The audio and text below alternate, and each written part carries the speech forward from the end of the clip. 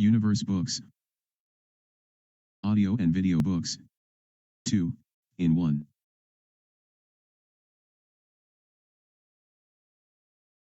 Universe Books presents The Miracles of Your Mind by Dr. Joseph Murphy, Ph.D., 1953. Chapter 7. Overcoming Fear Through the Subconscious Mind. Emerson said, "Do the thing you fear, and the death of fear is certain." There was a time when the writer of this chapter was filled with unutterable fear when standing before an audience. The way I overcame it was to stand before the audience, do the thing I was afraid to do, and the death of fear was certain. When you affirm positively that you are going to master your fears, and come to a definite decision in your conscious mind that you are going to overcome, you release the power of the subconscious which flows in response to the nature of your thought. One of our students told me that he was invited to speak at a banquet. He said he was panic-stricken at the thought of speaking before 1,000 people. He overcame the fear this way. For several nights he sat down in an armchair for about 5 minutes and said to himself slowly, quietly, and positively, "I am going to master this fear. I am overcoming it now. I speak with poise and confidence. I am relaxed and at ease." He operated a definite law of mind and overcame his fear. The subconscious mind is amenable to suggestion and controlled by suggestion. When you still your mind and relax, the thoughts of your conscious mind sink down into the subconscious through a process similar to osmosis, whereby fluids separated by a porous membrane intermingle.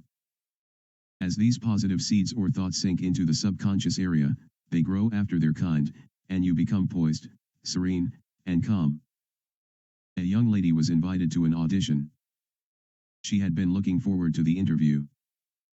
However, on 3 previous occasions she failed miserably due to stage fright. Here is the very simple technique which I gave her. Remember, this young lady had a very good voice, but she was certain when the time came for her to sing that she would be seized with stage fright. The subconscious mind takes your fears as a request, proceeds to manifest them, and bring them into your experience. On 3 previous auditions she sang wrong notes and finally broke down. The cause, as previously outlined, was an involuntary autosuggestion, that is, a silent fear thought emotionalized and subjectified. She overcame it by the following technique. 3 times a day she isolated herself in a room. She sat down comfortably in an armchair, relaxed her body, and closed her eyes. She stilled the mind and body as best she could. Physical inertia favors mental passivity, and renders the mind more receptive to suggestion. She counteracted the fear suggestion by its converse, saying to herself, "I sing beautifully, I am poised, serene, confident, and calm." She repeated the statement slowly, quietly, and with feeling from 5 to 10 times at each sitting. She had 3 such sittings every day and 1 immediately prior to sleep. At the end of a week she was completely poised and confident, and gave a remarkable, wonderful audition. Carry out the above procedure with assurance and conviction, and the death of fear is certain. Occasionally young men from the local university come to see me, and also school teachers, who seem to suffer from suggestive amnesia at examinations. The complaint is always the same: "I know the answers after the examination is over, but I can't remember the answers during the examination." The idea which realizes itself is the one to which we invariably give concentrated attention. I find that each one is obsessed with the idea of failure. Fear is behind the temporary amnesia, and is the cause of the whole experience. One young medical student was the most brilliant in his class, yet he found himself failing to answer simple questions at the time of written or oral examinations. I explained to him that the reason was he had been worrying and fearful for several days previous to the examination. These constant negative thoughts became charged with fear. Thoughts enveloped in the powerful emotion of fear are realized in the subconscious. In other words, this young man was requesting his subconscious mind to see to it that he failed, and that is exactly what it did. On the day of the examination he found himself stricken with what is called in psychological circles, suggestive amnesia. A French psychologist named Baudouin said, "What we have to work for in overcoming fear is education of the imagination." Here is how the young man overcame his fear. He learned that his subconscious mind was the storehouse of memory, and had a perfect record of all he had heard and read during his medical training. Moreover, he learned that the subconscious mind was responsive and reciprocal. The way to be en rapport with it was to be relaxed, peaceful, and confident. Every night and morning he began to imagine his mother congratulating him on his wonderful record. He would hold an imaginary letter from her in his hand and read congratulatory words. He would also feel the letter in his hand. As he began to contemplate the happy result, he called forth a corresponding or reciprocal response or reaction in himself. The all-wise and omnipotent power of the subconscious took over, dictated, and directed his conscious mind accordingly. He imagined the end. When he imagined and felt the end, he willed the means to the realization of the end. Following this procedure, he had no trouble passing subsequent examinations. In other words, the subjective wisdom took over, compelling him to give an excellent account of himself. The law of the subconscious mind is compulsion. There are many people who are afraid to go in an elevator, climb mountains, or even swim in the water. It may well be that the individual had unpleasant experiences in the water in his youth, such as having been thrown forcibly into the water without being able to swim. I had an experience when I was about 10 years of age. I fell accidentally into a pool and went down 3 times. I can still remember the dark water engulfing my head, and my gasping for air until another boy pulled me out at the last moment. This experience sank into my subconscious mind. For years I feared the water. An elderly psychologist said to me, "Go down to the swimming pool, look at the water, and say out loud in strong tones, 'I am going to master you, I can dominate you.' Then go into the water, take lessons, and overcome it." This I did. I learned that when you do the thing you are afraid to do, fear disappears. It was only a shadow in my mind. When I assumed a new attitude of mind, the omnipotent power of the subconscious responded, giving me strength, faith, and confidence, enabling me to overcome. I used the subconscious mind to the point where it began to use me. Following is a process and technique for overcoming fear which I teach from the platform. It works like a charm. Try it. Suppose you are afraid of the water, or a mountain, an interview, an audition, or you fear closed places. If afraid of swimming, begin now to sit still for 5 or 10 minutes, for 3 or 4 times a day, and imagine you are swimming. Actually, you are swimming in your mind. It is a subjective experience. Mentally you have projected yourself into the water. You feel the chill of the water and the movement of your arms and legs. It is all real, vivid, and a joyous activity of the mind.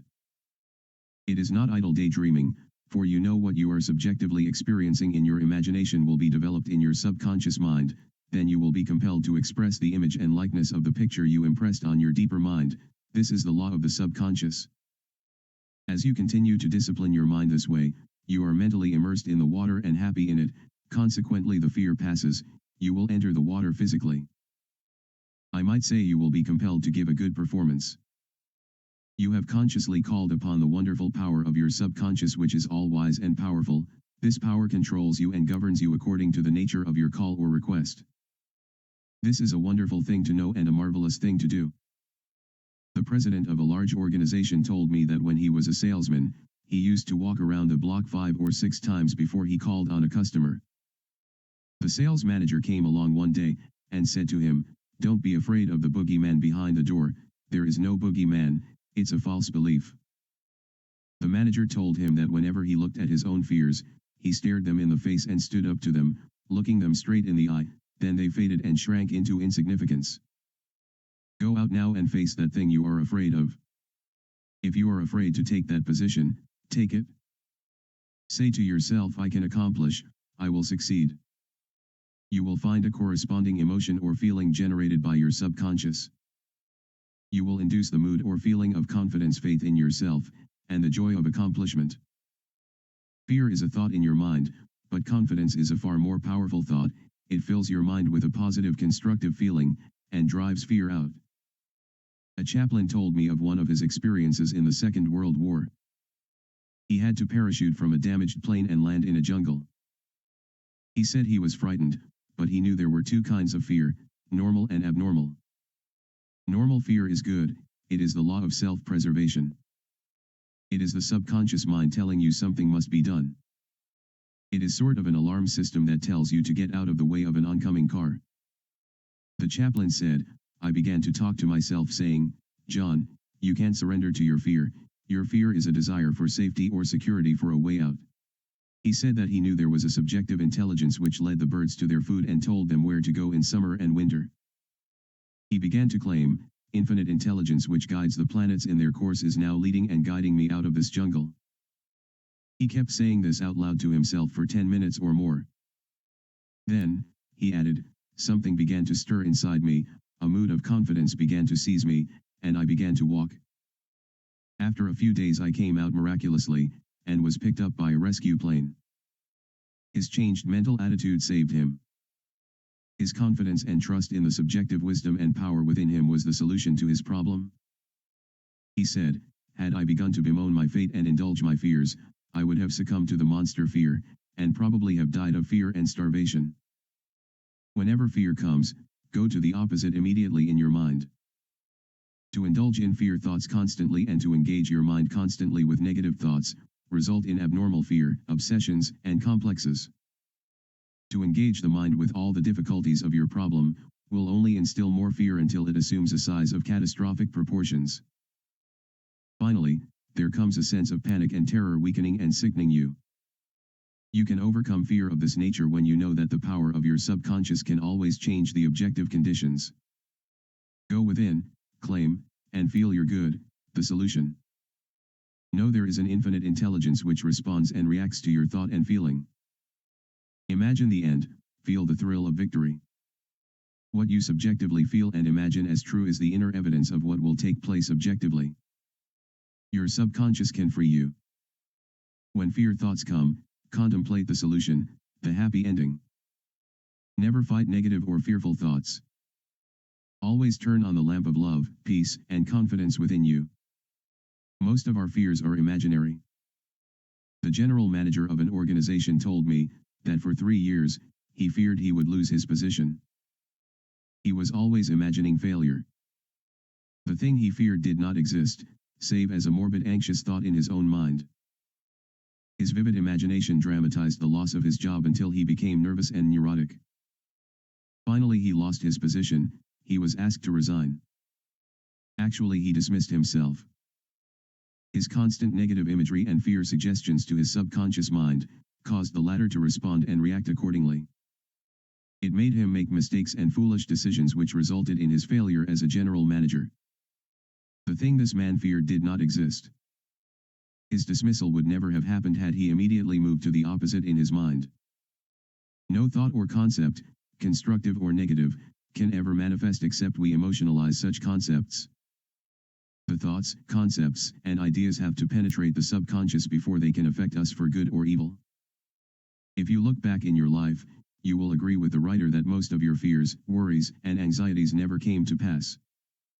The reason for this was that you did not retain them long enough, likewise you did not charge them with a deep emotion. The general secret of banishing fear is to constantly fill your mind with constructive and positive thoughts. Fill the mind with thoughts of love, peace, and harmony. Give attention to your goal, ideal, the positives, the things you wish to experience in life. As you do this, an inner invisible movement of your subconscious will take place, changing your world into the likeness of your inner imagery and contemplation. During a recent round-the-world lecture tour, I had a 2-hour conversation with a prominent government official. He had a deep sense of inner peace and serenity. He said that all the abuse he receives politically from newspapers and the opposition party never disturbs him. His practice is to sit still for 15 minutes in the morning, and realize that in the center of himself is a deep still ocean of peace. Meditating in this way, he generates tremendous power which overcomes all manner of difficulties and fear. Some months ago, a colleague called him at midnight and told him that a group were plotting against him. This is what he said to his colleague: I am going to sleep now in perfect peace. You can discuss it with me at 10 a.m. tomorrow. Notice how calm he was, how cool, how peaceful. He didn't start getting excited, tearing his hair, or wringing his hands. At his center he found the still water, an inner peace, and there was a great calm. Your mind is composed of 2 areas, the conscious mind where we reason, and the great unconscious or subconscious depths, which somewhat resemble the ocean into which many forgotten fears and false beliefs are lodged. I met a man who came to my hotel in New Delhi, India, for consultation. He was from the British Isles. He had acute sinusitis, a deep sense of grief, and was haunted by unknown fears. I found in talking to him that he hated his father for many years, because the father had bequeathed all his estate to his brother. This hatred developed a deep sense of guilt in his subconscious mind. Because of this guilt he had a deep hidden fear of being punished.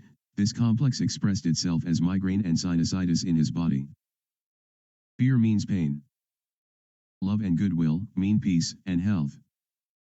The fear and guilt which this man had were expressed as disease, or lack of ease or peace. The mucous membranes of his nose were always inflamed. This young man realized that his whole trouble was caused by his own sense of guilt, self-condemnation, and hatred.